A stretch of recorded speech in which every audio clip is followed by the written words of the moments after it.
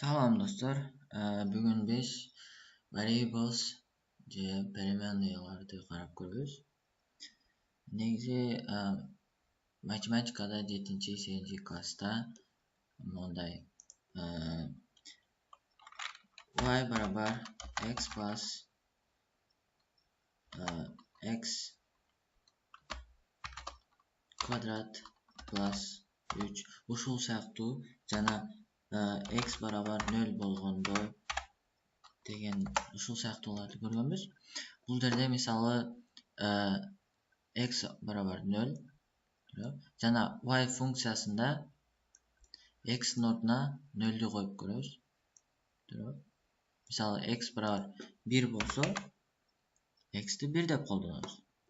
Себеби x-тин value'су, x бул 1ге барабар жана x 1-ди x-тин 1-дин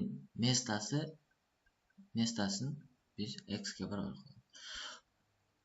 Ушундай эле Java программированияда Java'da компьютерден мисалы бир санды, бир сөздү, бир тамганы эмнени колдонсок, ошону бир жерге сохранить этип, ошол жерде бир жерде сактайт. Ошол сактаган variable'ды биз сактаган жерди атын биз variable дейбиз же переменный дейбиз. Мындайча айтканда булар өзгөрүп турат. Java'da переменныйлардын түрлөрү бар. Алар integer, int бул integer, ушундай эле double бул integer деген бул биздеги decimal number'lar. Мындайча айтканда бүтүн сандар. Z деп белгиленет. Ал эми double болсо бул Q. Double деген мисалы рациональный сандар, мисалы 0.5, 0.2 деген ушундай сандар. Ошондой эле бизде float бар. Float да double сыяктуу эле, бирок размер бир аз азыраак жана азыраак санды атат. Float бул да Q. Ошондой эле бизде char деген бар. Бул character.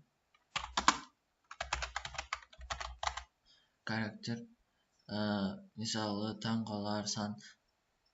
Компьютерде char сан деле болушу мүмкүн. Мисалы 9 деген. Бирок character'ди мондай скобканын ичине жазылат. Мисалы 2. Бул 2 деген цифра эмес, 2 деген character. Окей. Ошондой эле бизде string бар. String бул сөз же сүйлөм. Сөз же сүйлөм ды сактаган variable'дын түрү. Окей. Эми буларды жазып көрөйүк.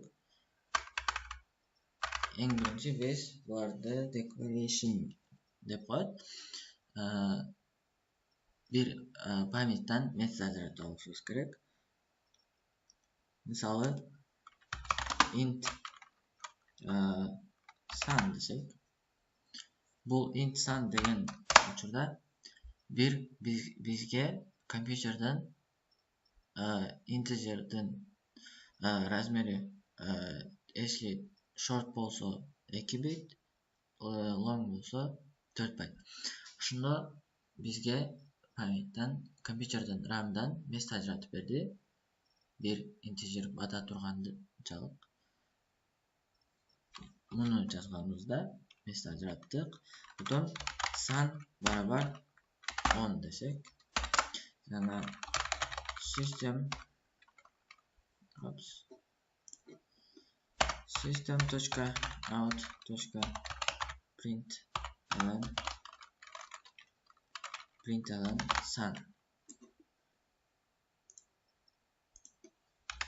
sun десек. Okay, save. Now let's run it. Okey. 10 chiqdi bizga output. Biz emne qilib bizda int san degende mesaj yaratdik. Jana san barobar 10 dedik.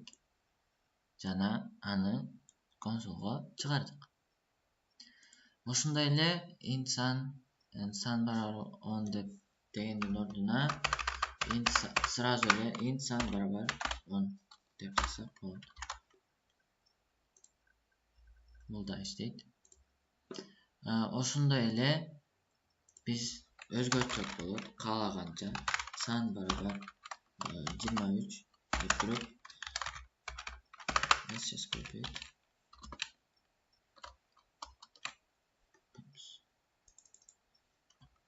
Copy. Yes. Save. Okay. 10 23. Bu yerde birinci system out print san 10'ga barobar 10'du çıkardı. Keyin biz sandı özgörttük. Oşol mestaga 10'du 10 saqtagan жерге 10'dun orduna 23'tü saqtadık. 23 deb özgörttük. Jana аны print qildik. Bu main function бүткөнгө чейин до конца бул санды каалаганча өзгөртүп, каалаганча колдонсок болот. Ошондой эле karakterdi calculate. Say char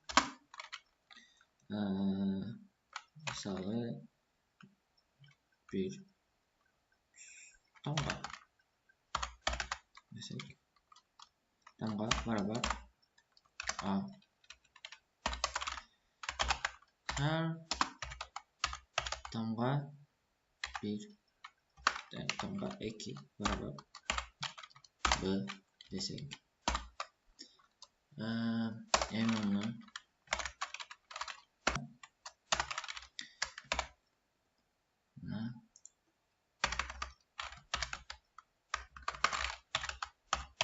tamga 2 save. Evet. Okay. 10 23 a b. Okay. Oshunda ele string misalı name barobar misalı nulik